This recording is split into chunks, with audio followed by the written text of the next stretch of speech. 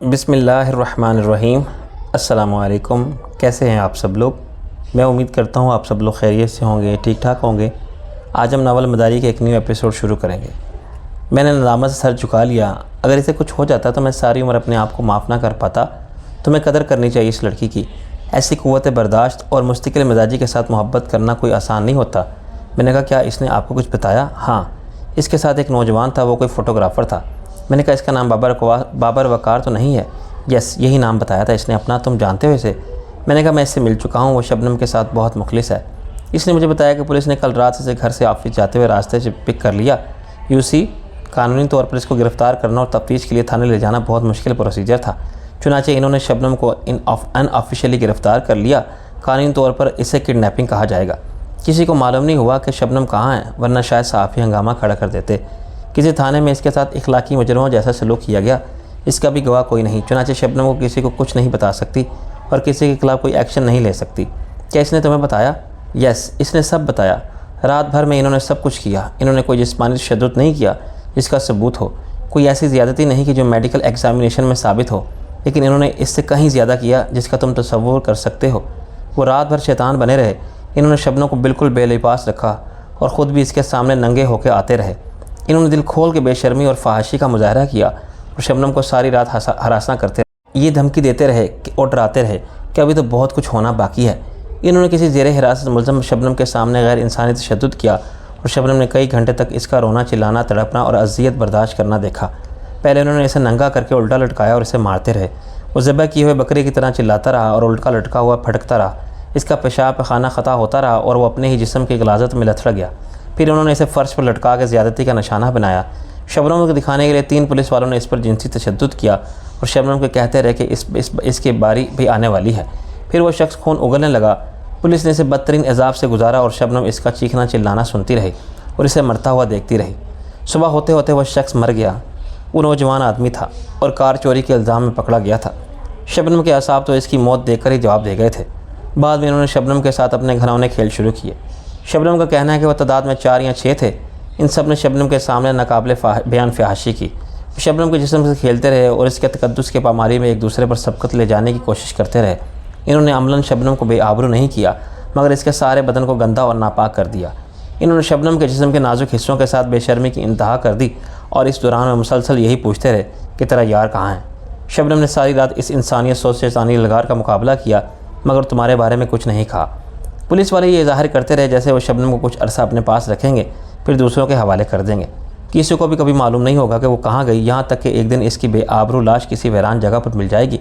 कोई सहाफ़ी औरत कितनी ही तोप क्यों न बन जाए, रहती तो एक औरत ही है ना। और जब किसी को कुछ मालूम ही ना होगा तो कोई इनका क्या बिगाड़ लेगा। तुम खुद अंदाज़ा कर सकते हो कि इन्होंने शबनम की बेबसी का किस हद तक नाजायज़ फ़ायदा उठाया होगा। शबनम को बिलाखिर ये अंदाज़ा हो गया था कि वो महज धमकियाँ दे रहे हैं और इसे हरासा कर रहे हैं। अगर वो कुछ करने वाले होते तो इन्हें रोकने वाला कोई नहीं था, मगर ऐसा लगता था कि इन्हें किसी का डर था। शबनम को इन्होंने उठाया था तो देखने वाला कोई नहीं था, मगर गालिबन इनके किसी अफसर आला को इस अगवा का इल्म था। अफसरान बाला की आशीर्वाद के बगैर माताहत ये कार्रवाई नहीं कर सकते थे। इस अफसर आला ने कहा होगा कि ज़बानी कलामी जो चाहो करो, मगर अमलन शबनम के साथ कोई जिस्मानी ज़्यादती नहीं होनी चाहिए, वरना बाद में सब मुसीबत में पड़ जाएंगे। यही वजह है कि वो जिस्मानी गज़ंद के महफूज रही, मगर जो ज़हनी तशद्दुद इसने बर्दाश्त किया वो हद से ज़्यादा था। इसके नतीजे में नर्वस ब्रेकडाउन होना तो मामूली बात है, वो पागल भी हो सकती थी। मैं सख्त शौक की कैफियत में बैठा रहा। ये तो लाकानूनियत की इंतहा है। तुम इसके खिलाफ़ क्या कर सकते हो? आवाज़ तक नहीं उठा सकते। डॉक्टर आयशा ने कहा, तुम शबनम से ज़्यादा बेबस हो। इस वाक़े के खिलाफ़ रिपोर्ट अभी तक नहीं लिखवाई गई है। इसका इल्म गुने चुने सहाफ़ियों का है। वो संजीदा और ज़िम्मेदार लोग हैं। मेरी इनसे बात हो चुकी है। वो कहते हैं कि रिपोर्ट ज़रूर लिखवाई जानी चाहिए, मगर इसका इन्हिसार शबनम के रुपये पर है। फ़ैसला बहरहाल वो खुद ही करेगी। अभी तो खुद शबनम को ये मालूम नहीं कि वो कौन लोग थे और इसे कहाँ ले जाया गया था। वो यकीनन कोई थाना था, मगर अंदर बाहर से सारे थाने एक जैसे लगते हैं। आजकल ऐसी लाकानूनियत का मुजाहरा भी आम सी बात हो गई है, जिसके खिलाफ ना दाद है ना फरियाद। मैंने कहा, मेरा ख्याल है कि मैं इस वाक़े के ज़िम्मेदार को पहचान सकता हूँ, लेकिन तुम सामने नहीं आ सकते। तुम खुद रूपोश हो। शबनम के होश में आने के बाद मालूम होगा कि किस पर शक ज़ाहिर करती है या नहीं। मैंने कहा, क्या मैं तुमसे एक दरख्वास्त कर सकती हूँ? मैंने कहा, वो हुक्म करें। मेरे लिए दोबारा ये आजमाइश की सूरत हाल पैदा मत करना। मैं किसी कानूनी मुश्किल में पड़ना अफोर्ड नहीं कर सकती। मुझे काम करना है और अपनी गुडविल की बहरहाल फ़िक्र है। मुझ पर यह इल्ज़ाम ना है कि मैं कानून के ख़िलाफ़ काम करती हूँ। आज मैंने तुम्हें इसलिए बचाया कि मैं मरीज़ के इंटरेस्ट में मजबूर हो गई। मैं तुम्हें गिरफ़्तार करा देती तो शबनम की कुर्बानी रायगा जाती और इसका मनफी असर शबनम के जहन पर बहुत बुरा होता। तुम्हें बचाने के लिए इसने बहुत टार्चर बर्दाश्त किया। आपका बहुत बड़ा एहसान है मुझ पर। मुझे कुछ मालूम नहीं कि तुम ऐसा क्यों कह रहे हो, लेकिन कल जो शबनम के साथ हुआ वो कल फिर हो सकता है, और अगली बार इस बर्बरियत का शिकार कोई और भी हो सकता है जो तुम्हें इतना ही अजीज़ हो। ये रिश्तों की जंजीरें आदमी के इरादे को सबसे ज़्यादा कमज़ोर करती हैं। तुम भी बिलाखिर मजबूर हो जाओगे। मैंने कहा, मैंने सियासत के इस खेल को खैराबाद कह दिया है जिसमें मेरी हैसियत शतरंज की बिसात पर रखे हुए प्यादे जैसी हो गई थी। इसे नादीदा हाथ अपने माली मफादात के तहफ़्फ़ुज़ के लिए इस्तेमाल कर रहे थे। अब मैंने मज़ीद इस्तेमाल होने से इनकार कर दिया है तो बड़े बड़े शातिरों को यह ख़तरा लाहक हो गया कि कहीं एक मामूली प्यादे की बगावत से इनकी बाजी मात ना हो जाए। ऐसा तो होता है ऐसे खेल में। क्या तुम्हें खेल में शरीक होने से पहले इसका अंदाज़ा नहीं? अंदाज़ा होने के बावजूद मैं मजबूर था, लेकिन जब तक मैं खेल में शामिल था मुझे इस्तेमाल करने वाले हाथ ही मेरे मुहाफिज थे। अब मैं इस दलदल से निकलना चाहता हूँ तो मुझे मेरे हर तरफ दुश्मनी के खारजार पहले हुए नज़र आते हैं। शबनम के साथ जो भी हुआ बिल्कुल गैर मुतवक्के नहीं था, मगर ऐसे हथकंडे मुझे बेहौसला नहीं कर सकते। डॉक्टर आयशा ने सर हिलाया। Wish you the best of luck. तुम जब तक चाहो यहाँ रुक सकते हो, मगर मेरा मशवरा है कि तुम खुद को भी बचाओ और शबनम को भी। यह हो सकता है कि पुलिस बिलाखिर शबनम को यहाँ लोकेट कर ले। अभी शायद वो सरकारी हॉस्पिटल में देख रहे होंगे कि शबनम के इसके साथी बावकार की दूर अंदेशी है कि वो इसे यहाँ ले आया। ये ज़रा गुमनाम सा हॉस्पिटल है, लेकिन पुलिस को अंडर एस्टिमेट मत करो। शबनम तुम्हारे लिए एक जाल साबित हो सकती है। वो भी समझते होंगे कि शबनम की इस हालत पर तुम खुद बेचैन होकर दौड़ते हुए आ गए और तुम आ गए हो। अगर ये कोई मशहूर या सरकारी हॉस्पिटल होता तब तक तुम पकड़े जा चुके होते। मैंने कहा, यू आर राइट, मुझे ज़्यादा मोहतात होने की ज़रूरत है। मेरी मानो तो तुम यहाँ मत रुको। शबनम को अब कोई ख़तरा नहीं, तुम आपके पास है तो मुझे कोई फ़िक्र नहीं। फिर तुम जाओ, क्योंकि खुदा न खास्ता पुलिस यहाँ आ पहुँची तो मैं किस तरह भी तुम्हें नहीं बचा सकूँगी। शबनम अभी सो रही है और शाम तक सोती रहेगी। आज रात भी हम इसे सेडेशन में रखेंगे, कल देखेंगे कि इसे जाने की इजाज़त दी जा सकती है या नहीं। वो बाहर जाने के लिए उठी। मैं इसके साथ खड़ा हो गया। आप जैसे खैरख्वाह की बात ना मान के मैंने मज़ीद ख़राबी के असबाब पैदा नहीं कर सकता। तुम थोड़ी देर यहाँ रुको, पहले मैं देख लूँ बाहर कोई ख़तरे वाली बात तो नहीं है। मैं तुम्हें अभी अपने ऑफिस से फ़ोन करती हूँ। डॉक्टर आयशा ने बाहर से दरवाज़ा बंद कर दिया। मैं शबनम को देखता रहा। अपनी तमाम बुलंद हिम्मती और क़ुव्वत इरादी की मजबूती के बावजूद वो मुझे एक छोटी सी सही हुई बच्ची लगी जिसने बर्बरियत के जंगल की एक शफाक रात का सफ़र अकेले तय किया था, और खौफजदा करने वाले हर दरिंदा सिर्फ अफरियत का मुकाबला करके सलामती की मंजिल तक तो पहुँच गई थी, लेकिन इसके बाद बेहोश हो गई थी। इसकी बेज़ुबानी सदा देती थी कि देखो मुझे जो दीदा इबरत निगाह हो और मेरी सुनो कि मेरा ये हाल सिर्फ मोहब्बत ने किया। वो मोहब्बत जो मुझे शाह आलम से थी, है और रहेगी। सुर्ख कंबल के नीचे इसका जिस्म बिल्कुल साकत था और चेहरा कुछ जर्द नज़र आ रहा था। मैंने इसके माथे पर हाथ रखा तो उसके बदन में हल्का सा इर्ताश पैदा हुआ। शायद लाशऊरी तौर पर इसने मेरे लमस को महसूस किया था। इसकी हालत ने मुझे अफसुर्दा भी किया और मेरे वजूद में एक ख्वाहिश को भी बेदार किया कि मैं जुल्म और लाकानूनियत के ज़िम्मेदारों को सज़ा दूँ, मगर वो लोग बेचेहरा थे और अपनी शनाख्त रखने के बावजूद रूपोशी इख्तियार किए हुए थे। कमरे में रखे हुए टेलीफोन सेट का बज़र आहिस्ता से बोला तो मैंने रिसीवर उठा लिया। Yes you can come. Doctor Ayesha की आवाज़ आई। अभी मुझे कोई मशकूक चेहरा नज़र नहीं आ रहा। मैं शबनम पर आखिरी नज़र डाल के बाहर निकला और डॉक्टर आयशा के ऑफिस में पहुंच गया, जहां रईस मेरा मुंतज़िर था। मगर अंदर कदम रखते ही मेरे जहन को झटका सा लगा। मैंने अपने सामने इसी नौजवान को देखा जिसने गुज़श्ता सब मुझे शाह आलम समझ ताक़ुब किया था। इस वक्त मैंने झड़क के उसे भगा दिया था कि मैं शाह आलम नहीं हूँ, नासिर अजीम हूँ, और इसकी एक नहीं सुनी थी। अब इसकी नज़र मुझ पर जम गई, लेकिन मेरे लिए इससे नज़र मिलाना मुश्किल हो गया था। फौरी तौर पर डॉक्टर आयशा के कमरे से फ़रार भी मुश्किल था, क्योंकि चाय का एक कप मेरे इंतज़ार में था।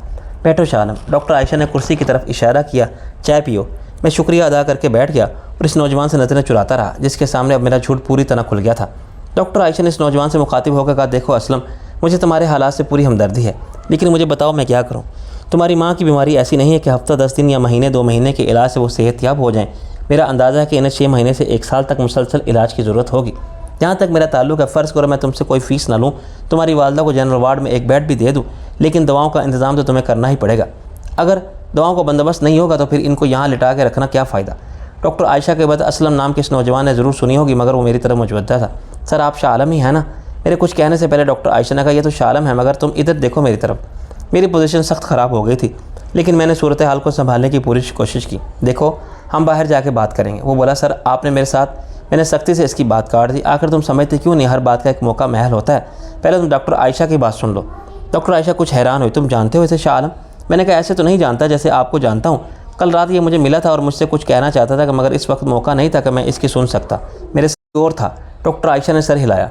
असल में तुम्हें बता दिया था कि इलाज महंगा भी है और तवील भी। तुम ये कर सकते हो कि म्यू हॉस्पिटल चले जाओ या गंगाराम। वहाँ मरीज़ों की फलाह के लिए बहुत से इदारे काम कर रहे हैं। बड़े हॉस्पिटलों में वेलफेयर एसोसिएशंस होती हैं जो मुखय्यर हज़रात से अतियात वसूल करती हैं, दवाएँ इकट्ठी करती हैं, गरीब और मुस्तहिक मरीज़ों को फराहम करती हैं। हो सकता है तुम्हें वहाँ से अपनी माँ के लिए दवाएँ मिल जाएँ या कोई तुम्हारी मदद करे। ये तकरीबन 2000 रुपये माहाना का खर्च है। असलम की सूरत में मुझे वही बेबसी और मजलूमियत नज़र आ रही थी जिसका मुशाहिदा मैंने गुज़श्ता रात किया था। शायद वो मुझसे अपनी माँ के इलाज के लिए दवाएँ मांगना चाहता था, मगर इसने वो खैरात कबूल करने से इनकार कर दिया जो मैं इसे दे रहा था। अपने गुज़श्ता शब के बदसलूकी वाले रवैये की तलाफ़ी करने के लिए, उसे खामोश करने के लिए मैंने कहा, 2000 रुपये महीने की बात है डॉक्टर आयशा, ये ज़िम्मेदारी मैं कबूल करता हूँ। डॉक्टर आयशा ने कहा, लो तुम्हारा मसला तो हल हो गया, अब इनका शुक्रिया अदा करो। असलम ने मुझे बेबसी के साथ देखा। गुज़श्ता रात मैंने इससे बात भी करने का रवादार न था और आज मैंने एक एहसान करके इसे ख़रीद लिया था। शाह आलम साहब, मैं आपका हमेशा एहसानमंद रहूँगा। मैंने कहा, कल रात तुम यही कहना चाहते थे? नहीं सर, वो दूसरी बात थी। मैंने पर्स निकाला और 2000 रुपये इसके सामने रख दिए। ये लो इस महीने की दवाओं का खर्च। आइंदा तुम्हें हर महीने मेरे पास आने की ज़रूरत नहीं, मेरा सेक्रेटरी या कोई मुलाजिम तुम्हारे घर खुद जाकर रकम दे आएगा। मैं आपका शुक्रिया कैसे अदा करूँ? मैंने कहा, इसकी कोई ज़रूरत नहीं, तुम बाहर मेरा इंतज़ार करो, मैं अभी तुमसे बात करता हूँ। वो खामोशी 2000 रुपये उठा के बाहर चला गया। डॉक्टर आयशा ने कहा, असलम से डरने की ज़रूरत नहीं। मैंने कहा, दरअसल कल रात ये मिला तो मैंने खुद को शाह आलम तस्लीम करने से इनकार कर दिया। यानी वो तुम्हें पहले से जानता था, मगर मैं इसे नहीं जानता। मैंने कहा, इसीलिए मैं कुछ घबरा गया था। मैंने कहा कि तुम्हें गलत फहमी हुई है, मेरा नाम शाह आलम नहीं है। अब ये इत्तेफाक है कि आज फिर इससे मुलाकात हो गई और आपके मुंह से इसने मेरा नाम सुना तो मैं चक्कर में पड़ गया। शाह आलम, आखिर तुम कब तक ऐसे ज़िंदगी गुजारोगे? मैंने कहा, ये तो मुझे भी इल्म नहीं। तुम अपने ख़िलाफ़ मुकदमात को अदालत में फ़ेस क्यों नहीं करते? अगर तुम बेकसूर हो तो रिहा हो जाओगे बाइज़्ज़त तौर पर। मैंने तलखी से कहा, जिसका इस निज़ाम इंसाफ से कभी वास्ता ना पड़ा हो वैसी खुशफहमी में रहता है कि अदालतों से इंसाफ मिल जाता है। झूठे का मुँह काला और सच्चे का बोल बाला होता है। लेकिन जो मेरी तरह इस दलदल में फंस जाए, इसके लिए हर कदम पर दलदल और गहरी होती जाती है। मेरे ख़िलाफ़ साजिशों का जाल बड़ा मजबूत है और जाल बनने वाले हाथ इससे भी ज़्यादा मजबूत हैं। फिर तुम क्या करोगे? सारी उम्र भागते रहोगे? इसने अफसोस से सर हिलाया। मैंने कहा, नहीं, मुझे थोड़ा सा वक्त चाहिए। रईस ने बड़ी होशियारी से मौजू बदल दिया। इस नौजवान की माँ का क्या केस है? डॉक्टर आयशा का एक आम सा घरेलू मसला है जिससे गरीबी में निपटना मुश्किल हो जाता है। असलम अपनी माँ का एक ही बेटा है, 4 बहनें थी जिनकी शादी हो गई है। ये खुद मामूली पढ़ा लिखा है, इसलिए नौकरी मिलती नहीं, या मिलती है तो आर्जी किस्म की मेहनत मजदूरी वाली। इसका बाप हाथ की कमाई से गुजारे लायक कमाई कर लेता है। वो तांबे पीतल के बर्तनों पर नक्श निगार बनाने और कंदाकारी का माहिर था। इसने बेटे को भी ये हुनर सिखाने की कोशिश की थी, मगर असलम ने सीखने से इनकार कर दिया। दरअसल इसने देख लिया था कि ये काम करने की वजह से ही माँ बाप 50 साल की उम्र में अंधा हो गया था। वो दिन रात धात के बर्तनों पर झुका हथौड़ी छेनी से खुदाई में मसरूफ़ रहता था। ये बहुत बारीक और नफीस काम होता था, मगर इसके लिए वो दिन रात मेहनत करता था। दिन में वो अपनी झोंपड़ी के बाहर चबूतरे पर बैठता था। सूरज की रोशनी धात के बर्तन पर से मुनाकिस होकर इसकी नज़रों को खैरा करती थी। रात के वक्त वो झोंपड़ी के अंदर लालटेन की रोशनी में काम करता था और नाकाफ़ी रोशनी में आंखों पर बहुत जोर पड़ता था। नतीजा ये कि इसकी आंखें बेकार हो गईं और इसके साथ ही वो बेरोज़गार हो गया। जिस शख्स के लिए वो काम करता था, इसने आंखों का इलाज भी नहीं कराया, लेकिन इलाज से फ़ायदा कोई ना होता। वो किसी न किसी तरह टेक्सला के मिशन हॉस्पिटल पहुंचा, जहां इसकी आंखों का मुआयना गैर मुल्की डॉक्टरों ने किया। अगर मुमकिन होता तो वहाँ इसका मुफ्त इलाज हो जाता, लेकिन इसकी आंखें बिल्कुल ही जवाब दे चुकी थी। आखिरी इलाज ऑपरेशन था, मगर कर्निया की तब्दीली का ख्वाहिशमंद बहुत थे। इसका नाम वेटिंग लिस्ट में लिख लिया गया और इसे बता दिया गया कि जब इसकी बारी आएगी और कर्निया दस्तयाब होगा तो इसकी एक आंख में लगा दिया जाएगा। अंदाज़ा यह है कि अगर वो इंतज़ार करता तो शायद 10 वर्ष में इसका नंबर आ जाता, मगर वो 10 साल कैसे बैठा रहता, और बैठा रहता तो खाता कहाँ से? ख्याल यह है कि कुछ अरसा फाका कशी और सख्ती में गुजार के वो हौसला हार गया। वो एक दिन अचानक कहीं गायब हो गया। असलम का कहना है कि वो इस शख्स के पास गया था जिसके लिए वो सारी उम्र काम करता रहा और जिसके लिए इसने अपनी ज़िंदगी के 30 साल अपनी आंखें गंवा दी थी, लेकिन वो लौट के नहीं आया। इसके लापता होने की रिपोर्ट पुलिस में भी लिखवा दी गई थी, मगर लाहासिल। लोगों ने फ़र्ज़ कर लिया कि वो किसी हादसे का शिकार हो गया या इसने खुदकुशी कर ली। वो अक्सर मरने की बातें करता रहता था। असलम ने बहुत हाथ पाँव मारे और इस शख्स के पास भी गया जिसके पास इसका बाप काम करता, अगर इसे कोई मदद न मिली। असलम मायूसी की कैफियत में चोरी शिकारी करने लगा। इसने गाड़ियों में से रेडियो टेप निकालने शुरू कर दिया, लेकिन अभी यह काम शुरू ही किया था कि पकड़ा गया और 6 महीने के लिए जेल चला गया। जेल से निकल के इसने चोरी चिकारी से तौबा की और कहीं मेहनत मजदूरी करने लगा, मगर इसकी बदकिस्मती के पेदर पे हादसात ने माँ का दिमाग ख़राब कर दिया। इसने माँ का इलाज सरकारी हॉस्पिटल कराने की कोशिश की, मगर वहाँ गरीबों को कौन पूछता है। ना जाने किसने इसे मेरा पता बता दिया और वह यहाँ पहुँच गया। और अब ये बड़ी मुश्किल है। हम मियाँ बीवी मुकद्दर फिर कोशिश ज़रूर करते हैं कि गरीबों का भी इलाज करें। हम इनसे फ़ीस मशवरा नहीं लेते और दवाएं लिख कर दे देते हैं, मगर इन बीमारियों का इलाज बहुत महंगा है। हम सबको यहाँ दाखिल भी नहीं कर सकते, हमारे पास बहुत महदूद जगह। नौजवान असलम की माँ को मैंने तरस खा के एक सर्वेंट क्वार्टर में रख लिया था जो इस वक्त खाली पड़ा था। ये 2 महीने पहले की बात है। अब इलाज से फ़र्क पड़ा तो असलम के पास दवाओं के पैसे नहीं रहे। मैंने पूछा, इसकी माँ ठीक तो हो जाएगी? मुझे पूरी उम्मीद है। मैंने कहा, चलें फिर अब इलाज जारी रखें। आप कहें तो मैं साल भर का खर्च आपको एडवांस दे जाऊँ। इसकी ज़रूरत नहीं, मैं चाहती हूँ असलम अब अपनी माँ को घर ले जाए। इसकी कंडीशन इस हद तक स्टेबल है कि इसका इलाज घर पर जारी रह सकता है, लेकिन घर में असलम के सिवा कोई है नहीं। वो सुबह से शाम तक काम के सिलसिले में बाहर रहता है। घर पर मरीज़ की देखभाल कौन करे? लेकिन ये ऐसे मसाइल हैं जिनका हॉस्पिटल वालों के पास नहीं होता। मैंने कहा शबनम के इलाज मुआवजे के अखराजात भी होंगे। वो बोली इसकी तफसील तुम्हें अकाउंटेंट से मिल जाएगी। डॉक्टर आयशा उठ खड़ी हुई। मैं अभी अपने चाय ख़त्म कर चुका था। मैंने डॉक्टर आयशा का शुक्रिया अदा किया और हम बाहर आ गए। वहाँ मैंने अकाउंटेंट के पास 5,000 रुपये जमा करा दिए और इसने मुझे रसीद बना दी। मुख्तसर से लांजनुमा वेटिंग रूम में इस वक्त भी 4-5 अफराद बैठे थे। इनमें असलम भी शामिल था। मुझे देख के वो आगे आया और पीछे पीछे चलने लगा। मैंने कहा असलम तुम्हारा मसला तो हल हो गया, मुझे बताओ तुम कहाँ रहते हो? रकम हर महीने तुम्हारे घर पहुँचती रहेगी। वो बोला ये बात नहीं शाहजी। फिर क्या बात है? मैं आपसे अपने वालिद के बारे में बात करना चाहता था। इसने गाड़ी के पास रुक के कहा। मैंने कहा मैं इस सिलसिले में तुम्हारी क्या मदद कर सकता हूँ? अगर वो लापता हो गए तो इनका सुराग पुलिस लगा सकती है। वो बोला ये बात नहीं सर, मुझे शक है कि इन्हें मलक रब नवाज़ ने कत्ल करा दिया है। असलम ने सपाट लहजे में कहा। मैं चौंक पड़ा, ये तुम कैसे कह सकते हो? वो मलक रब नवाज़ के लिए काम करते थे और आखिरी बार इनसे ही मिलने गए थे। मैंने मालूम किया था कि वो कोठी के अंदर गए थे, लेकिन इसके बाद इन्हें बाहर जाते किसी ने नहीं देखा। मैंने कहा फ़र्ज़ करो ऐसा ही हुआ था, लेकिन किसी सबूत या गवाह के बगैर तुम मलक रब नवाज़ के ख़िलाफ़ कोई इल्ज़ाम कैसे आयद कर सकते हो? इसने सर झुका लिया। ये तो मुझे मालूम है जनाब, लेकिन वो आपके दोस्त हैं, आप इनसे मालूम कर सकते हो। तुम्हारा दिमाग ख़राब है क्या? मेरे पूछने से मलक रब नवाज़ बता देगा कि इसने तुम्हारे वालिद को कहाँ और कैसे गायब किया था? इसके अलावा ये तुम्हारी गलत फहमी है कि रब नवाज़ मेरा दोस्त है। रईस ने परेशानी से इधर उधर देखा। यार हम यहाँ खड़े रह के बातें नहीं कर सकते। मैंने गाड़ी का दरवाज़ा खोला और असलम से कहा अंदर बैठो, और फिर खुद भी इसके साथ पीछे वाली सीट पर बैठ गया। आपका और इनका बिज़नेस एक है? वो बोला। मैंने कहा पहले ऐसा ही था, मगर अब हम अलग हो गए हैं, और सच पूछो तो आज हम एक दूसरे के जानी दुश्मन हैं। वो मुझे बेयकीनी से देखने लगा। आप मेरी मदद करना नहीं चाहते? कल रात भी आपने मुझे टालने की कोशिश की थी। मैंने कहा कल रात मेरी एक मजबूरी थी, इसलिए मैंने तुम्हें टाल दिया, लेकिन तुम ऐसा नहीं कह सकते कि मैं तुम्हारी मदद नहीं करना चाहता। मुझे डॉक्टर आयशा ने तफसील से तुम्हारे हालात के बारे में बता दिया है। इस वक्त तक रईस ने गाड़ी बाहर निकाल ली थी और हम हॉस्पिटल से कुछ दूर आ गए थे। बाहर अभी धूप थी, लेकिन गाड़ी के स्याह शीशों के माहौल को आबर आलूद दिखाई देता था। बेजारों की एयर टाइट शीशों ने बाहर का सारा शोर, धुआं और गर्दो गुबार रोक लिया। अंदर खामोश सरसराहट के साथ गाड़ी का एसी अपनी खुशगवार ठंडक फैला रहा था। मेरा जहन शबनम के मामलात में उलझा हुआ था और फ़िलहाल मैं दीगर मसाइल के बारे में सोचना भी नहीं चाहता था, मगर असलम अपने मसले के साथ मेरे सामने था और इससे निजात की यही एक सूरत थी कि मैं इसकी बात सुन लूँ। मुझे शक है जी कि रब नवाज़ मेरे वालिद को कत्ल कर कहीं फेंक दिया है। शक करना तो बहुत आसान होता है, मगर शक की कोई वजह? रईस ने भी कहा। तुम्हारे वालिद ने मलक रब नवाज़ का क्या बिगाड़ा था आखिर? हो सकता है मेरे वालिद ने मलक रब नवाज़ को धमकी दी हो। असलम ने कहा धमकी कैसी? दरअसल वो अपनी बिनाई जाने के बाद हद से ज़्यादा मायूसी का शिकार थे और गिला करते रहते थे कि मलक रब नवाज़ ने इनकी जवानी ले ली, इनकी आंखों का नूर छीन लिया और इसके बदले मैंने इन्हें कुछ भी नहीं दिया। इनकी मेहनत से रब नवाज़ ने लाखों का फ़ायदा हासिल किया, मगर मेहनत करने वाले को रुखी सूखी भी पेट भर के नसीब ना हुई। वो कहते थे कि रब नवाज़ ने मेरा बहुत एहसास किया है और अब मैं किसी काबिल नहीं रहा, तो इसे ये ख्याल रखना चाहिए कि मुझे वही रुखी सूखी पाने के लिए किसी के सामने भीख ना मांगनी पड़े। वो कई बार मलक रब नवाज़ से मिले, मगर इन्होंने मेरे वालिद की बात सुनने से इनकार कर दिया। इन्होंने कहा कि पैसे काम के मिलते थे और अब काम नहीं तो पैसे कैसे? ये कोई सरकारी नौकरी नहीं थी जिसमें बुढ़ापे की पेंशन हो। मैंने कहा हर अजर और सनतकार ऐसी ही बातें करता है। मेरे वालिद ने एक बार घर में जिक्र किया था कि रब नवाज़ बड़ा चोर और जालसाज है, लेकिन इसकी बात पर किसी ने ध्यान नहीं दिया। फिर एक दिन वो चिल्लाने लगा कि अगर मलक रब नवाज़ ने मेरी बात न मानी तो मैं इसके बारे में सबको बता दूंगा वो क्या करता है। क्या इसका मतलब है कि तुम्हारे वालिद ने मलक रब नवाज़ को ब्लैकमेल करने की कोशिश की होगी? रईस ने पूछा। इसे ब्लैकमेलिंग तो नहीं कहा जा सकता। असलम ने खफकी से कहा। इन्होंने 30 साल मलक की खिदमत की, क्या इसके बदले में इन्हें कुछ मांगने का हक़ नहीं था? मैंने कहा असलम इतना तो तुम्हें भी समझना चाहिए कि भीख मांगने, हक़ मांगने और धमकी देकर मांगने में बड़ा फ़र्क होता है। रईस ने सवाल किया। आखिर तुम्हारे वालिद को ऐसी क्या बात मालूम थी जो लोग नहीं जानते थे? वो कुछ सोचने लगा। अगर आप मेरे साथ चले तो मैं आपको कुछ दिखाऊं। मैंने कहा अभी इसके लिए वक्त नहीं है, तुम ऐसे ही बताओ। वो बोला मेरे वालिद कमाल के कारीगर थे। वो धात पर हर किस्म के नक्श व निगार उभारना जानते थे, लेकिन एक और काम के भी माहिर थे। वो पुरानी चीज़ों की नकल बना लेते थे। मैंने रईस की तरफ देखा। तुम्हारी मुराद नवादराज से है? नहीं जी, इनको अंग्रेज़ी में एंटीक कहते हैं। वो बोला। मैंने कहा मेरी मुराद इन्हीं चीज़ों से थी। रईस ने गाड़ी को एक जगह रोक लिया। वो क्या करते थे?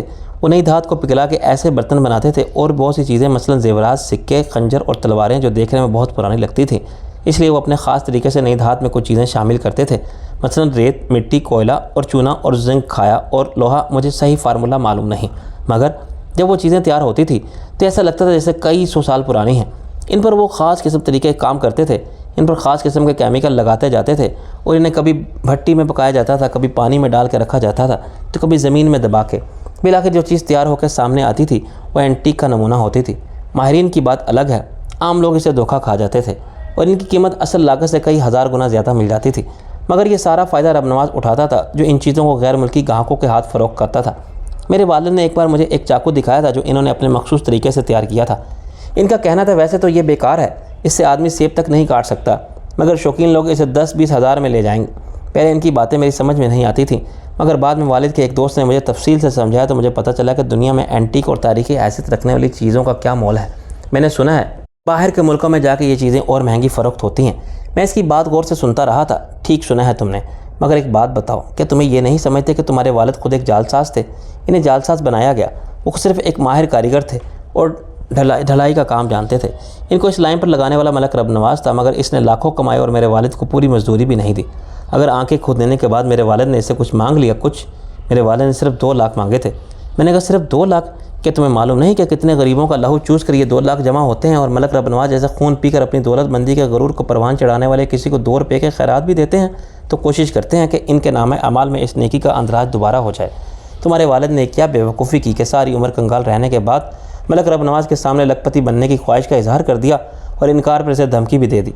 इन्होंने कोई बेवकूफ़ी नहीं की थी। इनका हक मार मार के मलक रब नवाज ने लाखों नहीं करोड़ों कमाए थे। क्या था अगर इनका बुढ़ापा आराम से गुजर जाता? वो कोई अयाशी नहीं करना चाहते थे। 1 लाख मैंने अपने लिए एक कमरा का मकान बनाने चाहते थे।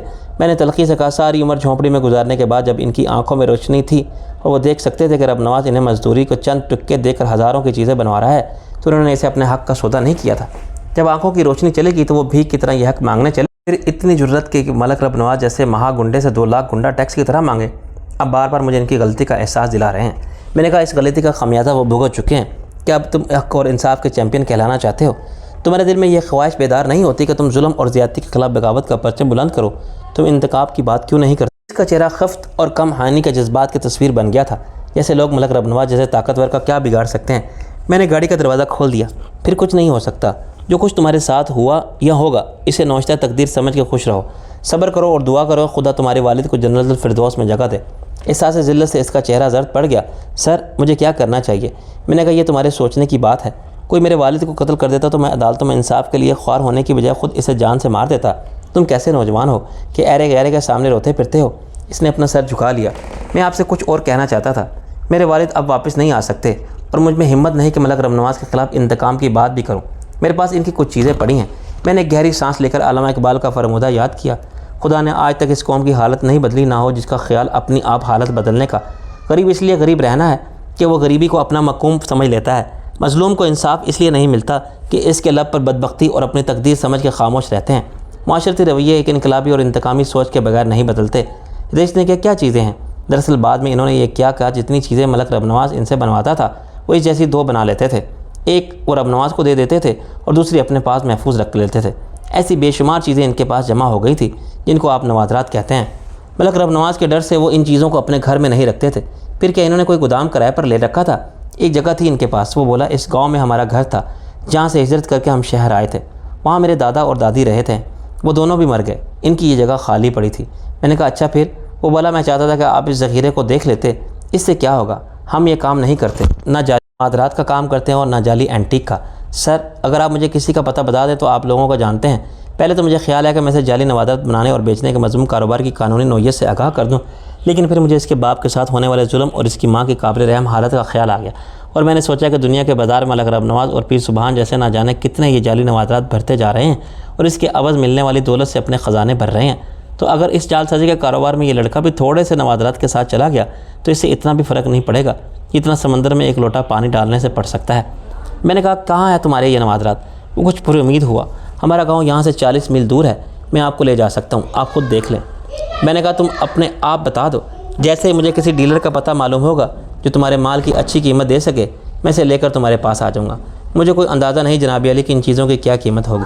मुझे तो मोल तोल करना भी नहीं आता, लेकिन मुझे इनकी सही कीमत मिल जाए तो मेरे दिन फिर सकते हैं। मैं आपका एहसान हमेशा एहसानमंद रहूँगा। मैंने इसे समझाया, देखो असलम, तुम्हारा ये माल ऐसा नहीं है कि तुम मार्केट में सप्लाई कर दो। क्या तुमने आज तक नवादात की कोई दुकान देखी है? दुकान तो नहीं देखी जनाब, दुकान है भी नहीं लाहौर में। इसके डीलर होते हैं जो सौदे करते हैं और कराते हैं। चीज़ों के ग्राहक बहुत दौलतमंद लोग होते हैं या फिर गैर मुल्की सियाह। ये चीज़ें मुल्क से बाहर ले जाके बेची जाती हैं, यूरोप अमेरिका के बड़े बड़े शहरों में। तुम खुद वहाँ नहीं जा सकते और तुम्हें तजर्बा भी नहीं है कोई, इसलिए तुमको अपना माल मजबूरन यहाँ के किसी डीलर को देना पड़ेगा। मलक रब नवाज एक डीलर है, ऐसे ही पीर सुबहान शाह और जैसे 6-7 दूसरे लोग हैं जिनको मैं नहीं जानता। अगर तुम होशियारी से काम लो तो एक एक करके अपनी चीज़ें अच्छी कीमत पर इनके हवाले कर सकते हो। तुम्हारा ज़ख़ीरा देखने के बाद मैं अपने अंदाज़े से हर चीज़ की एक कीमत लगा सकता हूँ। अगर तुम्हारी तकदीर ने साथ दिया तो डीलर से तुम्हें अच्छे पैसे भी मिल जाएंगे। डीलर एक चीज़ के ग्राहक से 10,000 से 1 लाख तक वसूल कर सकता है। इसका इन्हिसार चीज़ से ज़्यादा ग्राहक पर है कि वो कितना बेवकूफ़ है और कितना दौलतमंद। लेकिन डीलर तुम्हें इसी चीज़ के 1000 2000 या ज़्यादा से ज़्यादा 5000 देगा, क्योंकि वो जानता है कि तुम्हारा माल जाली है। वो जो ग्राहक है असली बता के फ़रोख्त करता है, इसलिए तुम्हें ज़्यादा लालच में पड़ने की ज़रूरत नहीं। वो खामोशी से सुनता रहा, वो ऐसे सर हिलाता रहा जैसे सब समझ गया हो। इसलिए दुनियादारी का कोई तजर्बा था ना कारोबार का। अपने बाप की तरह इसे ज़माने की ठोकरें खा के बहुत कुछ सीखना था और फिर पछताना था। मैं आपसे कहाँ मिलूँ जी? वो सादगी से बोला। मैंने कहा हम यहाँ हॉस्पिटल आते हैं, तुमसे मुलाकात हो जाएगी। लेकिन डॉक्टर आयशा कह रही थी कि आप अपनी माँ को घर ले जाओ, वो बोला। मैंने कहा चलो फिर अपने घर का पता बता दो मुझे। इसने हमसे एक कागज़ मांगा, फिर बाल पॉइंट से इस पर कुछ लिखता रहा और एक नक्शा बनाता रहा। ये है जी इस मेरे घर का पता। मैंने कागज़ लेकर देखे बगैर जब मैं रख लिया। ठीक है अब तुम जाओ और देखो किसी से भी इस मामले का जिक्र मत करना। तुम्हारा काम गैर कानूनी और ख़तरनाक है। ऐसा ना हो कि तुम्हारा काम बनने से पहले बिगड़ जाए। किसी को ये बताने की ज़रूरत भी नहीं कि तुम्हारी शाह आलम से मुलाकात हुई थी। जब वो सर हिला के चला गया तो मैंने सुकून का सांस लिया। कल से कैसे अजीब इत्तफाक़ात हो रहे थे। हर जगह मुझे शाह आलम की हैसियत से शनाख्त करने वाले मिल रहे थे। रईस बोला ये कोई अच्छा शगुन नहीं है। मैंने कहा कैसी अजीब बात है कि जब मैं शाह आलम नहीं था तो कोई मुझे शाह आलम मानने के लिए तैयार ना था, और आज मैं नासिर अजीम बनना चाहता हूँ तो कोई ये बात तस्लीम करने नहीं करता। हंस की चाल चलने वाले कव्वे को यही हाल होता है। बेटे तू ना कव्वा रहा ना हंस बना। कल पहले पुलिस इंस्पेक्टर राव सिकंदर मेरे पीछे पड़ गया था और मुझे शाह आलम साबित करने पर तुला हुआ था। इसके बाद मिल गया असलम। आज मुझे डॉक्टर आयशा के सामने तस्लीम करना ही पड़ा कि मैं शाह आलम हूँ। वो ज़रूर सोचेगी कि शाह आलम को क्या हो गया है। वो तो बड़ा बाअसर सियासतदान था। इसके पास कारकुनों और गुंडों की एक फ़ौज थी और इसके असर रसूख का दायरा ऐवान इक़्तिदार को छूता था। फिर आज वो ऐसे चूहे तरह क्यों छुपता फिरता है और शबनम के साथ होने वाली ज़्यादती पर भी खामोश है। मैं इसे कैसे बताता कि मैं अब नासिर अजीम हूँ जिसका शबनम से कोई ताल्लुक़ साबित नहीं होता। रईस ने कहा यह मसला तो आगे भी रहेगा। इसमें कुछ लोग तुझे शाह आलम समझेंगे तो कुछ नासिर अजीम। मैंने कहा काश किस तरह मुझे यह मालूम हो जाए कि कौन थे जो शबनम को अगवा करके ले गए थे। फिर क्या करेगा? तो इनके खिलाफ़ रिपोर्ट लिखवाएगा। यही तो सारी ख़राबी है। सबूत बाकी ना रहेगा और अगर कोई ना हो तो कोई जुर्म भी जुर्म नहीं रहता। तफ्तीश करके जिसका सुराग लगाने का कोई तसव्वुर ही नहीं है। और फिर ये केस में रिपोर्ट लिखने वाला खुद ही मुजरिम है तो रिपोर्ट कैसे? होते हैं अहले हवस मदीब मुसन्निफ भी ऐसी सूरत हाल में मज़ीद लाकानूनियत को जन्म देती है। मज़लूम भी कानून को अपने हाथ में लेकर खुद ही मुजरिमों को सज़ा देने पर मिल जाता है। तुझे किस पर शक है, दिलावर शाह पर या राव सिकंदर पर? मैंने कहा राव सिकंदर। इस हद तक आगे नहीं जा सकता, वो एक मामूली इंस्पेक्टर है। कल रात इसकी खाली हौसला शिकनी हो गई थी। इसके अलावा अगर वो कोशिश करे मेरा ताक़ुब करके मेरी असलियत मालूम करेगा। इसके एक साथी ने चंदा को पहचान लिया था। मैंने कहा हाँ ये बड़ी ख़तरनाक बात है। वो मुझ तक पहुँचने के लिए इस जरिए लिंक को इस्तेमाल कर सकता है। मैं सोच रहा हूँ कि फ़ौरी तौर पर चंदा को वहाँ से हटा दूँ। इससे ज़्यादा फ़र्क नहीं पड़ सकता। अगर कोई इसमें पड़ जाए तो डॉक्टर कमाल से भी पूछ कुछ हो कर सकता है। ये क्या कर सकता है कि हॉस्पिटल में चंदा नाम की जो नर्स काम करती है वो अब कहाँ है?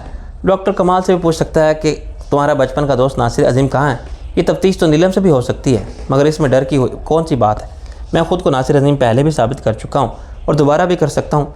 मुझे असल ख़तरा है दिलावर शाह से। वो शाह आलम का सुराग लगाने के लिए लंदन तक जा सकता है। इसके पास इख्तियारात भी हैं और सुभान शाह की वजह से इसकी पहुँच बहुत ऊपर तक है। मैंने कहा इस परेशानी में इससे पहर हो गई थी। मैं रईस को स्टूडियो में नीलम के पास छोड़ने गया तो वसीम छोड़ के मेरे पास आ गई। हम एक प्रोड्यूसर के ऑफिस में जा बैठे। कहाँ फिर रहे हो तुम लोग? नीलम ने तशवीश से पूछा। मैंने कुछ लोग शाह आलम को तलाश कर रहे हैं, कुछ नासिर अजीम के पीछे पड़ गए हैं। मैं दोनों से छुपता फिर रहा हूँ। शबनम का क्या ख्याल है? इसने सवाल किया। खुद इसने तो कुछ भी नहीं बताया, वो सो रही है। लेकिन इसकी मालिक डॉक्टर आयशा ने सब बता दिया। मैंने जवाब दिया। खाना खाया तुमने? मैंने नफ़ी में सर हिलाया। सुबह से अभी तक ख्याल ही नहीं आया। अच्छा तो फिर मेरे साथ खा लो। मुझे भी फुर्सत नहीं मिली थी। मैं डायरेक्टर से कह देती हूँ कि थोड़ी देर के लिए शूटिंग रोक दे, नीलम ने कहा और बाहर चलेगी। शिफ्ट में काम करने वाले यूनिट के बाकी अरकान भी सुबह से शूटिंग में मसरूफ़ थे और वक्फ़ा चाहते थे, मगर डायरेक्टर के आगे किसी की एक नहीं चलती थी। अब खुद हेरोइन ने लंच का वक्फ़ा ले लिया तो बाकी लोगों ने भी खुदा का शुक्र अदा किया और इधर उधर फैल गए। नीलम अपना खाना घर से लेकर आने की आदी थी। स्टूडियो के एक मुलाजमा ने जो नीलम के ज़ाती कामों के लिए मखसूस थी खाना गर्म करके लगा दिया और हम अपनी बातों में मसरूफ़ हो गए। मैंने नीलम को तफसील से वो सब बता दिया जो मुझे डॉक्टर आयशा से मालूम हुआ था। तुम्हारे ख्याल में शबनम क्या करेगी? नीलम ने पूछा। वो क्या कर सकती है? कुछ भी नहीं। अगर वो अपने साथ होने वाले जुल्म की दास्तान सबको सुनाएगी तो लोग महज लुत्फ़ लेंगे। इस जुल्म के किसी ज़िम्मेदार का इसे नाम तक मालूम नहीं। वो सफाक लोग बहुत चालाक थे। इन्हें अच्छी तरह मालूम था कि किसकी शनाख्त ज़ाहिर होगी तो इसकी खैर नहीं। पाकिस्तान के सारे सहाफ़ी नीलम के हमनवा होकर सख्त तरीन सज़ा के लिए सरापा एहतजाज बन जाएंगे। मैं तुम्हें मौरूद इल्ज़ाम करार नहीं देती, नीलम ने कहा, मगर तुम्हें शबनम के लिए कुछ ज़रूर करना चाहिए। एहसास है कि ये सब मेरी वजह से हुआ, लेकिन तुम ही बताओ मैं क्या करूं? हो सकता है शबनम होश में आके मुझे इस बदमाशी के ज़िम्मेदारों के बारे में कुछ बता सके। इसने कुछ सुना हो या नोट किया हो जो इनका सुराग लगाने में मददगार साबित हो। मुझे सिर्फ इतना पता चल जाए कि वो थाना कौन सा था तो मैं एक एक की सूरत शबनम को दिखा दूँ, इनकी आवाज़ सुना दूँ और फिर वो जिस पर शक का इजहार करे इसे ऐसी सज़ा दूँ कि इसके आने वाली नस्लें याद रखें। मगर ऐसे हुआ तो मैं तैर नहीं चलाया जा सकता। इस बदमाशी का कुछ तो सद्देबाब होना चाहिए नासिर। मैंने कहा, अभी देखो शबनम का रद्द-ए-अमल क्या होता है। हो सकता है वो Pakistan federal union of journalist से एहतजाज करने की अपील करे, वो किसी का नाम लिए बगैर या तफसील में जाए बगैर पुलिस की गुंडागर्दी की शिकायत करे और बताया कि इसे गैर कानूनी तौर पर अगवा करके किसी नामालूम मकाम पर रात भर तशद्दुद का निशाना बनाया गया और इसे पूछा गया कि शाह आलम कहाँ है। शाह आलम पुलिस की तहवील से फ़रार हुआ था और अब पुलिस से इसे दोबारा गिरफ्तार करने में अपनी नाकामी का एतराफ़ करने की बजाय इसे ऐसे हथकंडों पर उतर आई है। लेकिन जर्नलिस्टों के एहतजाज से वो महफूज तो नहीं होगी। नाकानूनियत से यहाँ किसको तहफ़्फ़ुज़ है? तुम्हारे साथ सिक्योरिटी गार्ड क्यों रहते हैं? इसलिए कि तुम भी गुंडागर्दी से डरती हो। गुंडे कहाँ नहीं होते, और जहाँ की पुलिस खुद गुंडागर्दी पर उतर आए वहाँ शहरियों के जानो माल और इज़्ज़त आबरू का अल्लाह ही हाफिज़ है। अगर मैं भी शबनम के साथ 1 या 2 सिक्योरिटी गार्ड रखना चाहूँ तो ये मेरे लिए कोई मुश्किल नहीं, मैं अफोर्ड कर सकता हूँ। मगर मुझे मालूम है शबनम इस पर राज़ी नहीं होगी। दिन के 24 घंटे कौन कैदियों की तरह रह सकता है? और फिर ये 2-4 दिन की बात नहीं, वो शबनम पर नज़र रखेंगे। बाद में क्या होगा ये छोड़ो, मैं भी सारी उम्र अपने साथ सिक्योरिटी गार्ड नहीं रखूँगी, लेकिन जब ख़तरा हो तब कोई हर्ज नहीं। मैंने कहा, अगर शबनम ने मुखालफत ना की तो मैं इसे प्राइवेट सिक्योरिटी फराहम कर दूँगा। जिस कंपनी के गार्ड मैंने लिए थे वो बहुत काबिल एतमाद है। मैंने कहा, ये कहो कि तुम्हारा दिल इस इंतज़ाम से मुतमईन है, वरना असल हिफाजत करने वाला तो खुदा है। चलो यही समझ लो। खुदा ने ये तो नहीं कहा कि तुम खुद कुछ मत करो क्योंकि तुम्हारी हिफाजत के लिए मैं जो मौजूद हूँ। नीलम खफा होने लगी। मैंने कहा, ओके शबनम के लिए सिक्योरिटी गार्ड हो जाएंगे, लेकिन मुझे बताओ कि और किस किस की हिफाजत के लिए सिक्योरिटी कंपनी की खिदमत हासिल की जानी चाहिए? ख़तरा तुम्हें भी है। चंदा को, कमाल को, कमर को या रईस, सब के साथ वही हो सकता है जो शबनम के साथ हुआ। क्या हम सबको इस बात का ख्याल नहीं रखना चाहिए? मैंने कहा, देखो नीलम, ये चंद दिन की बात है, इसके बाद शाह आलम एक माजी की दास्तां हो जाएगा, लोग इसे भूल जाएंगे। इसके दोस्त और दुश्मन सब के लिए इसे याद रखने की ज़रूरत बाकी नहीं रहेगी। अगर चंद दिन की बात करते हो तो फिर चंद दिन के लिए तुम घर से बाहर निकलना ही छोड़ दो। मैंने कहा, नहीं नीलम, मैं दुनिया से मुँह छुपा के घर में नहीं बैठ सकता। मुझे यानी नासिर अज़ीम को अपनी शनाख्त फिर से कायम करनी है। मैं चाहता हूँ कि नासिर अज़ीम को शाह आलम समझने का अंदेशा है बाकी ना रहे। वो शाह आलम के खौफ से बेनियाज होकर आज़ादाना इस शहर में रहने का हक हासिल कर सके। हम अभी खाना खा के फ़ारिग हुए थे कि बाहर एक शोर मच गया। स्टूडियो के मुलाजिम में से एक ने ऑफिस में झांक के देखा और फिर अंदर आ गया। मैडम, वो फिर आ गया। कौन? और तुम इसे बदहवास क्यों हो? नीलम ने कहा, मैडम जी, इसका गेट पर बड़ा झगड़ा हुआ है। पतले मदकूक से मुलाजिम ने खौफजदा लहजे में बताया। बेवकूफ़, तुम किसकी बात कर रहे हो? वो जी उस्ताद मोइनुद्दीन कसूर वाला। अपने हदायतबाज हमराज साहब ने कहा कि मैं आपको बता दूँ। नीलम का रंग ज़रा सी देर के लिए उड़ा। ठीक है, तुम बता दिया, अब जाके हमराज साहब को बता दो कि मैं सीट पर से मिलना नहीं चाहती, मैं सेट पर से मिलना नहीं चाहती। हवास बाख्ता मुलाजिम ने कुछ और कहने की ख्वाहिश पर कासिर और कुछ परेशान सा बाहर निकल गया। उस्ताद मोइनुद्दीन कसूर वाला का नाम मैंने भी सुना था। वो आजकल लाहौर का बदमाश नंबर 1 बना हुआ था क्योंकि एक साबिक वज़ीर आला की सरपरस्ती हासिल हो गई थी और इसने अपने चेलों चांटों के साथ लाहौर में गुंडागर्दी बाजार गर्म कर रखा था। कहा यह जाता है कि इसके जुए और कई अड्डे चल रहे हैं और इसकी बसों का लाहौर मफादात तक जाने वाले हर रोड पर अजारादारी हासिल है। इसके ट्रक लाहौर से कराची तक हर किस्म का माल लेके जाते हैं। पहले इसके खिलाफ हर थाने में, हर डकैती में और मारपीट के दर्जनों मुकदमात दर्ज थे, मगर अब सब किस्सा पारीना हो गए थे। मोइनुद्दीन कसूरी आने वाले इंतखाबात में ज़्यादा ऊंची परवाज़ के लिए पर तोड़ रहा था और लाहौर कॉरपोरेशन का मेंबर था, मगर अब इसे अपने मुरब्बी और साबिक वज़ीर आला के पुश्तपनाही से सूबाई असम्बली के लिए बढ़ाया जा रहा था। जीटी रोड पर इसके 2 पेट्रोल पंप, जहाँ से सरकारी गाड़ियों और रोड ट्रांसपोर्ट वालों के लिए डीजल पेट्रोल लेना गोया लाजमी था। दौलतमंदी से ताबका अशराफ में शामिल होने के बावजूद वो अभी उस्ताद कहलाना पसंद करता था और बदमाशों के हल्के में अभी इसकी शोहरत मौजूद बदमाश की हैसियत से कायम थी। नीलम की परेशानी और रईस के चेहरे पर नागवार आसार देखकर मैं समझ गया कि मामला कुछ और है। सिर्फ मकसद नीलम से शर्फ मुलाकात हासिल करना ही नहीं, वरना सबसे मिलने वाली नीलम इसे क्यों इनकार करती। मैंने कहा, उस्ताद मोइनुद्दीन कसूर वाले को क्या है? रईस ने बरहमी से कहा, मैं बहुत बर्दाश्त कर रहा हूँ। नीलम ने इसके हाथ पर थपकी दी। तुमको मामलात को डिप्लोमेसी से हल करने की आदत होनी चाहिए, इसलिए कि मैं तुम्हारा सेक्रेटरी हूँ। रईस का गुस्सा कम नहीं हुआ। हाँ, इसके लिए तुम मेरे सेक्रेटरी हो, नीलम ने पुरसुकून रहते हुए कहा। एक शख्स अंदर आया जिसका सर अंडे की तरह साफ था और इस पर पसीना चमक रहा था। इसने ढीली और मैली पतलून पर रंगीन बुश पहन रखी थी और हाथ में एक फ्लैट हैट थाम रखा था। अपनी हुलिया और तेवर से वो खुद अपने हदायतकार होने का इश्तिहार नज़र आता था। मैडम, भाई ये मसला हल करें। इसने हैट को मेज़ पर रखा और जेब से रुमाल निकाल के सर का पसीना साफ़ करने लगा। सेट पर और स्टूडियो में ऐसे मसले हल करना मेरा काम नहीं है हमराज साहब, नीलम ने स्पाट लहजे में कहा। आप खुद ही से समझा दें कि गड़बड़ ना करें। रईस बोला। डायरेक्टर साहब एक स्टूल पर टिक गए। ऐसे समझने वाले लोग होते तो ये नौबत ही क्यों आती। अभी तो मैंने इसे बाइज्जत तौर पर दूसरी जगह बिठा दिया और कह दिया कि मैडम खाना खा रही हैं, लेकिन वो ऐसे टलने वाला नहीं है, वो आपसे मिलकर ही बाज आएगा। मैं इससे नहीं मिलूँगी, नीलम ने कतई लहजे में कहा। बस इसे एक बार नहीं 10 बार जो बात समझा दी गई वो इसे शराफत से समझ लेनी चाहिए। रईस ने कहा। शराफत से हमराज साहब ने ठंडी सांस ली। आप भी लतीफ़ा पैदा करते हैं रईस साहब, ऐसे बदमाशों का शराफत से इतना भी रिश्ता नहीं होता जितना तवाइफ का पाकीज़गी से। बेहतर होगा कि आप इससे मिल लें और इसे समझा बुझा कर कायल करें। आखिर कैसे कायल होगा वो? मैंने इसे बता दिया, समझा दिया, वो अखबारात दिखा दिए जिनमें मेरे फिल्मों से रिटायर होने की खबर शाया हुई थी। मैडम अब इस मुसीबत को किस तरह टालना होता होगा, डायरेक्टर साहब ने लजाजत से कहा। रईस खान खुद एक ज़माने में हर किस्म की बदमाशी कर चुके थे और किसी बदमाश के रोब में आने वाले बिल्कुल भी नहीं थे। वो उस्ताद मोइनुद्दीन से अपने अंदाज में निमटना चाहता था, जबकि हदायतकार की ख्वाहिश थी कि मसला अफ़ाम व तफ़हीम से हल हो जाए और दोनों बड़ी ताकतों के टकराव की नौबत ना आए। नीलम का मूड बहुत ख़राब हो चुका था और आसार ये थे कि सूरत हाल बेहतर होने की बजाय ज़्यादा ख़राब हो जाएगी। मैं वहाँ से टल जाने का सोच रहा था कि उस्ताद मोइनुद्दीन खुद वहाँ आ गया। माहिर, किसी ने कहा जनाब अली मैडम के पास मेहमान है। और यार हम भी मेहमान हैं, मोइनुद्दीन ने भारी भरकम आवाज़ में कहा। और इनके मेहमान तो हमारे मेहमान। फिर अंदर आ गया। उस्ताद मोइनुद्दीन कसूर वाला को मैंने पहले कहीं देखा नहीं था, लेकिन इसका नाम पहले से सुन रखा था। वो 6 फुट से निकलते कद का और शायद 35-40 साल के दरमियान की उम्र का सेहतमंद आदमी था, मगर इसकी सेहतमंदी नुमाइशी चीज़ ज़्यादा थी। आम पहलवानों की तरह इसका बदन भारी था और इस पर गोश्त और चर्बी की तहें चढ़ी हुई थीं। इसके डील डोल की तरह इसकी मूछें भी दूसरों की मरऊब और दहशत ज़दा करने के लिए थीं। इसका चेहरा सख्ती हालात की तस्वीर था।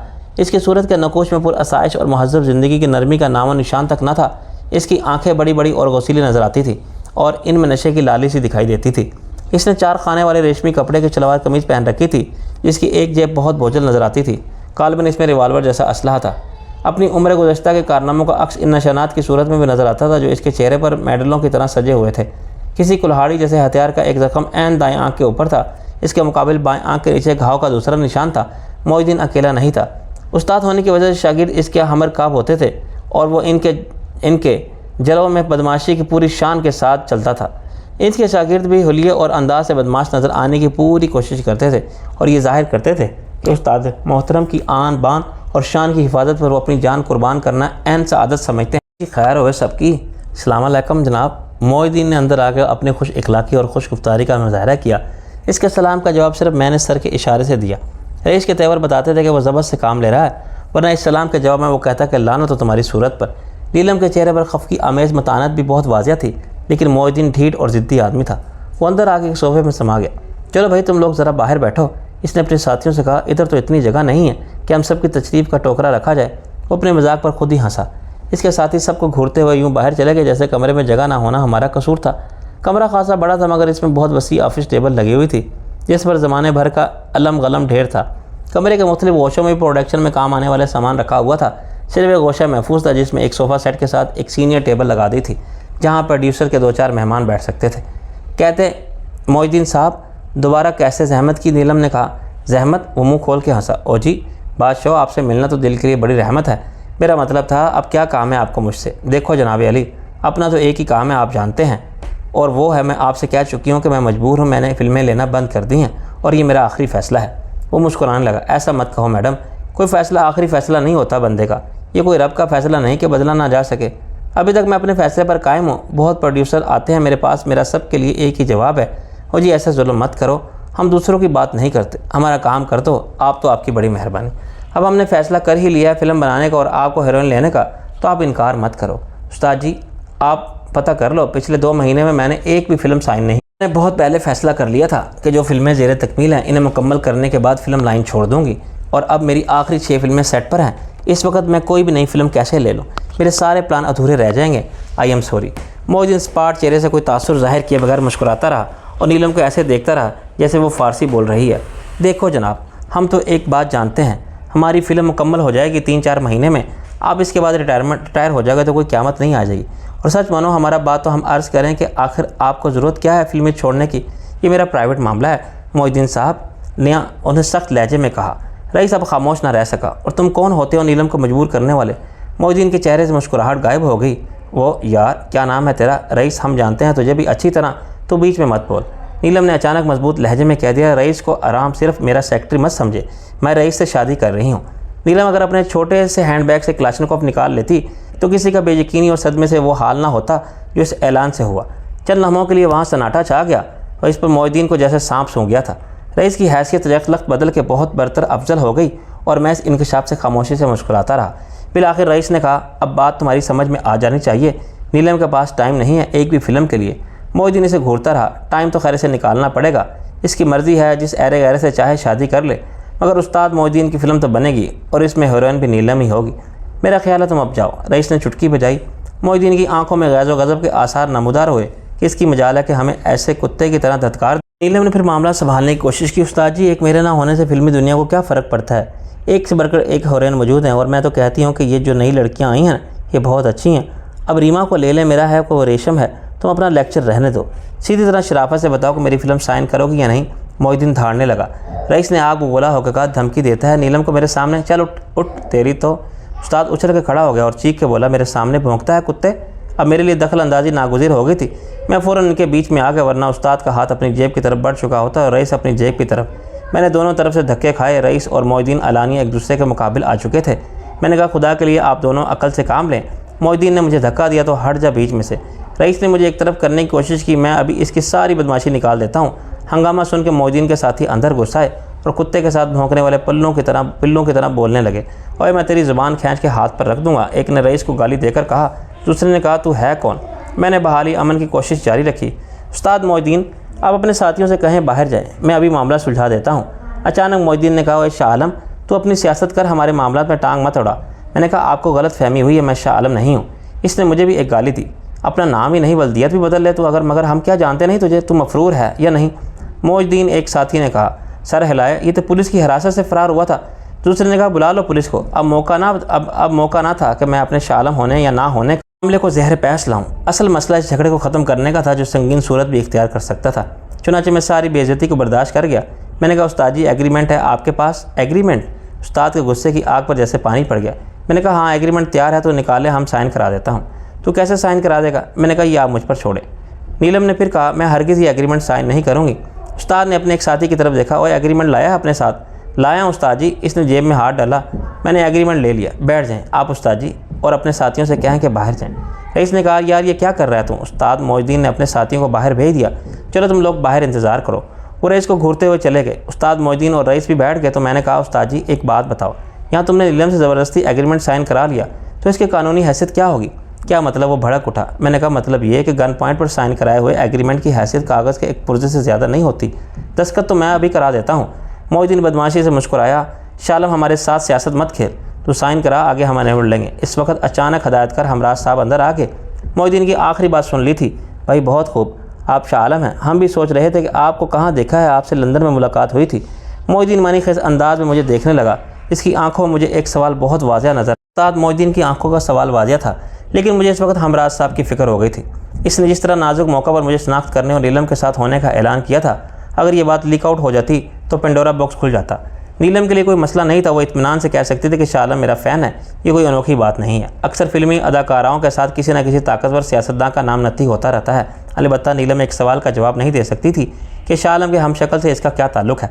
नासिर अजीम कौन है, इसे कब से जानता है? क्या वो नहीं जानता था कि वो शाह आलम का हमशक्ल है?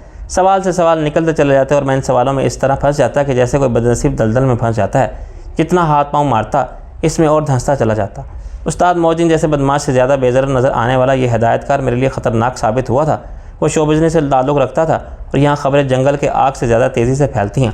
अगर मैं तस्लीम कर लेता कि मैं शाह आलम हूँ तो नीलम मुसीबत में पड़ जाती। वो कितनी ही बड़ी अदाकार सही, लेकिन मेरे बल्कि शाह आलम के मुखालफिन भी कमज़ोर नहीं थे। पुलिस ज़रूर आती और यह सवाल भी करती कि नीलम एक मफरूर मुजरिम शाह आलम के साथ क्या कर रही थी। इससे कोई जवाब बन ना पाता। मेरे जहन में जो था वही नीलम भी सोच रही थी। इसने मुझसे पहले कहा, हमराज साहब आपको गलत फहमी हुई है, ये शाह आलम नहीं नासिर अजीम है। हमराज साहब मेरा बयानिया अंदाज में मुस्कुराए। लो जी, गलत फहमी का सवाल ही पैदा नहीं होता। ये 100% शाह आलम है। मेरा जहन कैमरा एक बार जो सूरत देख ली समझो हमेशा के लिए महफूज होगी। पहले उस्ताद मोहिउद्दीन ने तस्लीम करने से इनकार किया था, लेकिन अब नीलम ने भी तरवीद कर दी थी। वो सूरत हाल में दिलचस्पी लेने पर मजबूर हो गया था। मैंने एक कदम आगे बढ़ाया। मैं साबित कर सकता हूँ कि मैं शाह आलम नहीं हूँ बल्कि नासिर अजीम हूँ, इस शहर का एक पुराना बिजनेसमैन।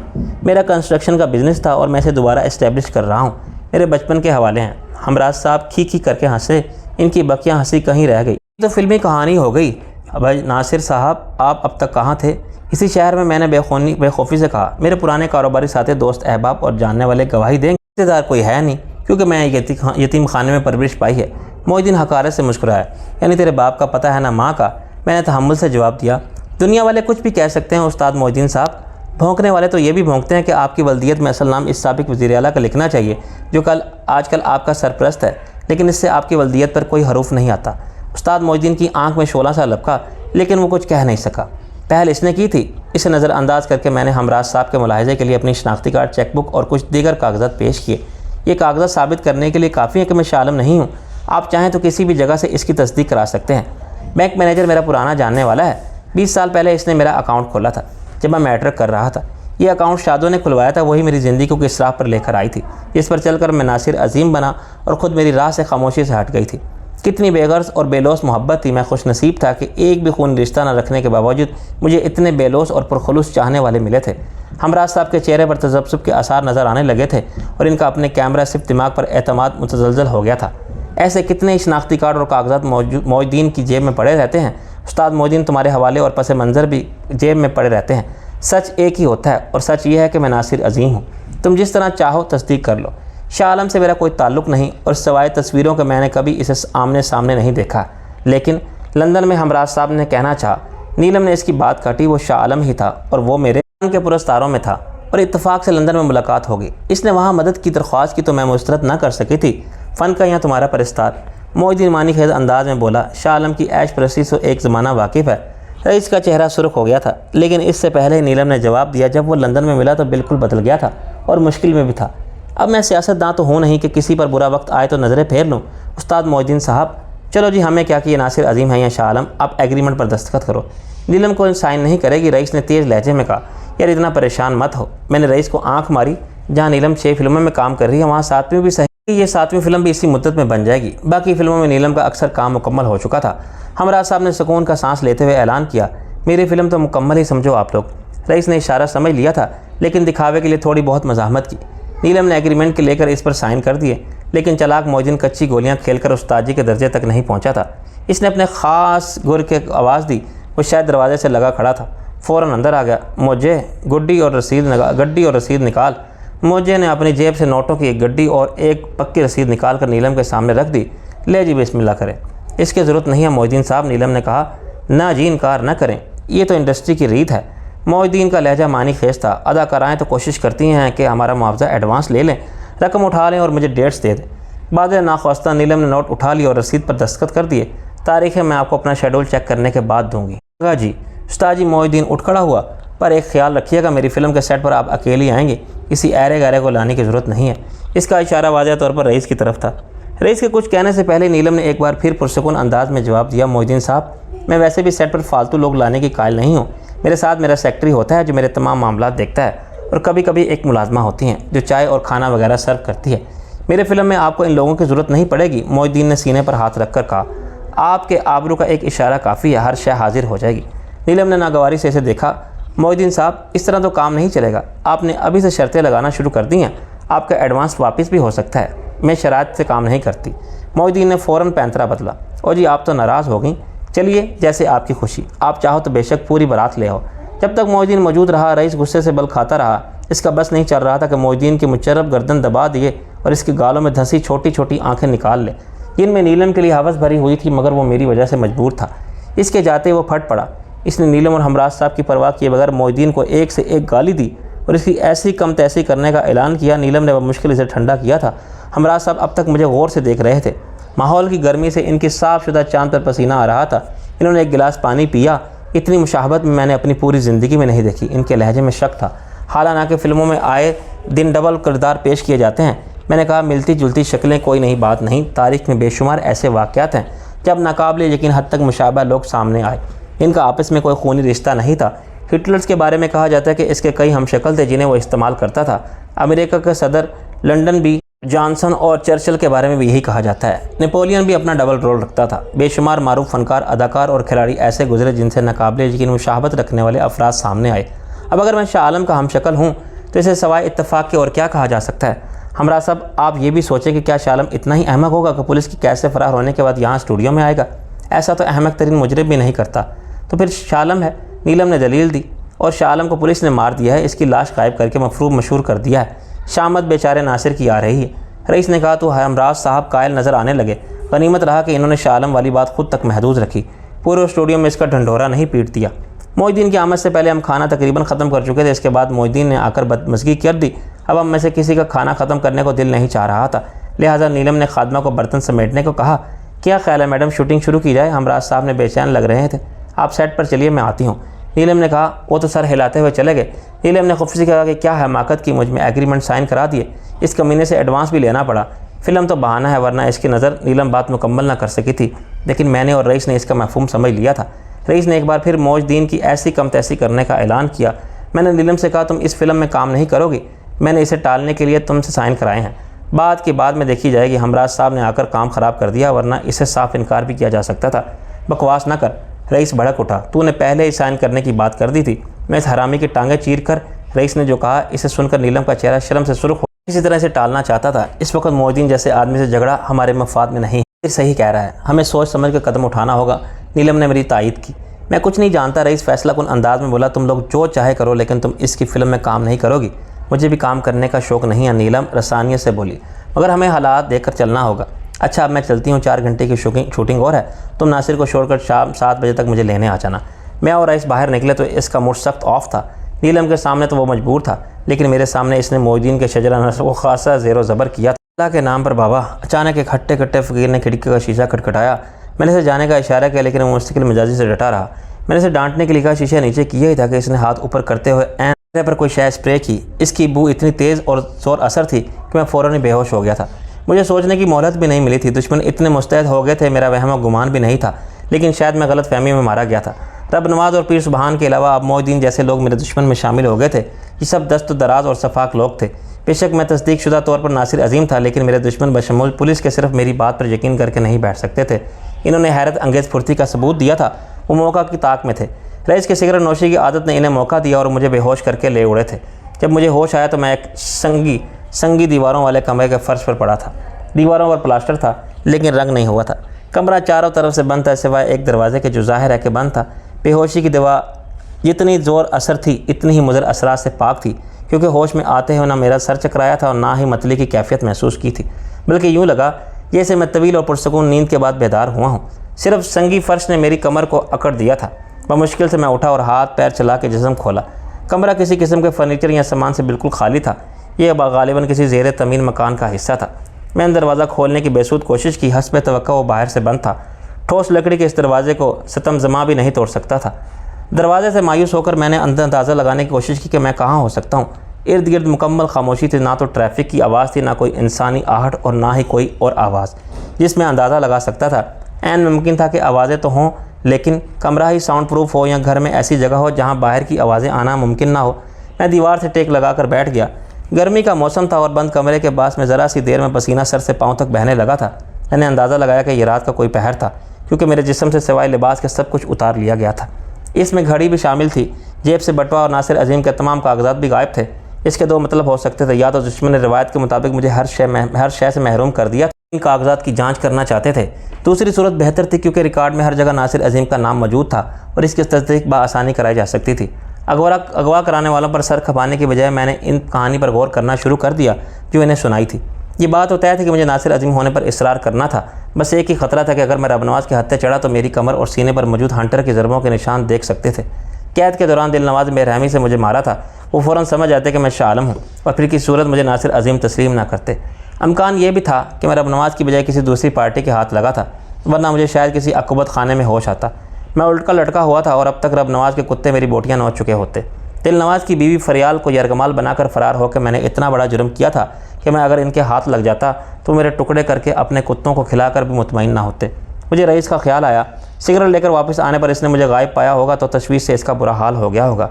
अब मुझे रबनवाज की कैद से निकलने चंद ही दिन हो गुजरे थे और मैं दोबारा किसी की कैद में पहुँच गया था। नीलम, चंदा और कंबर सब रो रो कर बुरा हाल कर लेंगे। कमाल मेरे लिए कुछ नहीं कर सकेगा, लेकिन परेशान तो वो भी होगा। सिर्फ रईस से ही उम्मीद की जा सकती थी वो मेरी रिहाई के लिए अमलन कुछ कर सकेगा। शबनम अपने अखबार के साथ मेरा बहुत बड़ा सहारा है, लेकिन वो खुद चंद दरिंदा नुमा इंसानों की बर्बरियत का शिकार होकर हवस व हवास के बेगाना डॉक्टर आयशा के क्लिनिक में पड़ी थी। वो मेरी क्या मदद कर सकती थी? वक्त रींग कर गुजर रहा था। जब मैं बैठे बैठे थक गया तो उठकर पिंजरे में बंद जंगल से ताज़ा दरम शुदा शेर की तरह टहलने लगा।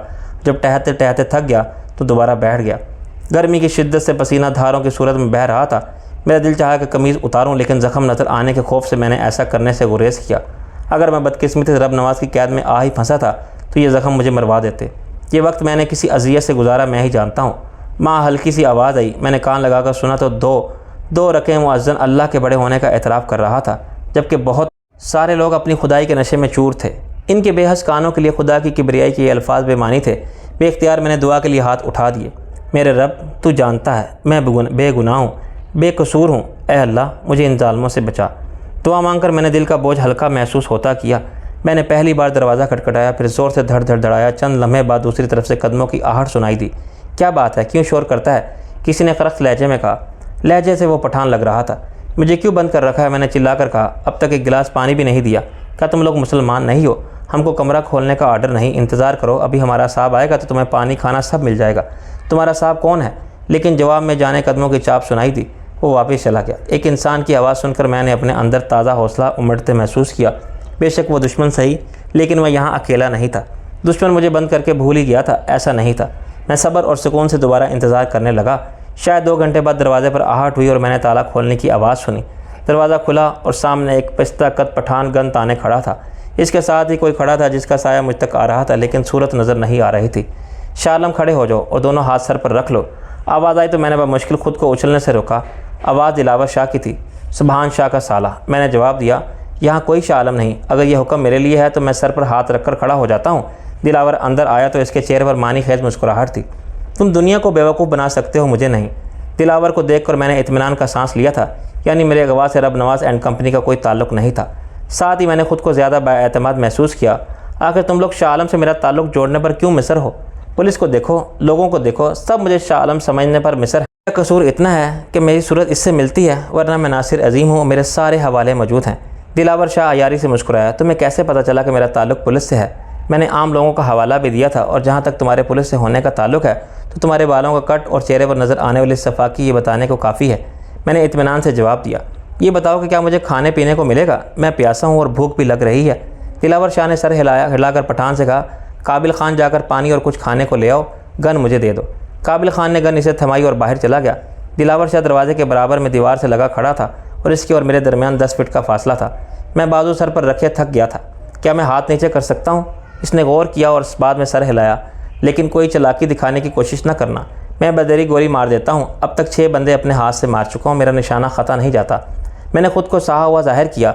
मैं कोशिश कर रहा था कि आवाज़ और लहजे के साथ गुफ्तगू के अंदाज से मुख्तलिफ नज़र आऊँ। दिलावर शाह एक घाक पुलिस अफसर था, मेरी ज़रा सी गलती से मुझे पकड़ सकता था। पीर सुबहान ने कहा था कि नवाजरात वाला मामला ख़त्म करके हम पहले की तरह दोस्त बन सकते हैं। मैं किसी पीर सुबहान को नहीं जानता, गालिबन ये भी शाह आलम का कोई जानने वाला है, मैंने फ़ौरन कहा। दिलावर शाह के चेहरे पर सफाक चमक लहराई।